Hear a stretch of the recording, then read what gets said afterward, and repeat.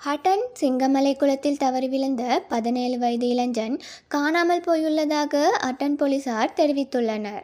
6 நண்பர்களுடன் புகைப்படம் பிடிக்க சென்ற போதே இச்சம்பவம் இடம்பெற்றுள்ளது. கொட்டகலை கேம்பிரிட்ஜ் கல்லூரியில் சாதாரண தரம் கற்று பரீட்சை பெறுபேறுக்காக காத்திருந்த தமிழ்மாறன் என்ற இளைஞனே காணாமல் போயுள்ளார். தமிழ்மாறன் உள்ளிட்ட 6 பேர் நேற்று மாலை 5 மணியளவில் குறித்த ஆற்றுப்பகுதிக்கு சென்றுள்ளனர். இதன்போதே மேற்படி இளைஞன் தவறி விழுந்துள்ளார். கிடைத்த முறைப்பாட்டிற்கமைய குறித்த இடத்திற்கு சென்ற போலீசார் தேடும் பணியினை மேற்கொண்ட போதும் தேட முடியாத நிலையில் இன்று காலை தேடுதல் நடவடிக்கையை முன்னெடுப்பதாக தெரிவித்துள்ளனர். இளைஞனின் பெற்றோர் வெளிநாட்டில் பணிபுரிவதுடன் ஹட்டன் பிரதேச வாடகை வீடொன்றில் அவர் தங்கியிருந்து கல்வி கற்று வந்ததாக ஆரம்பகட்ட விசாரணைகளில் தெரியவந்துள்ளது.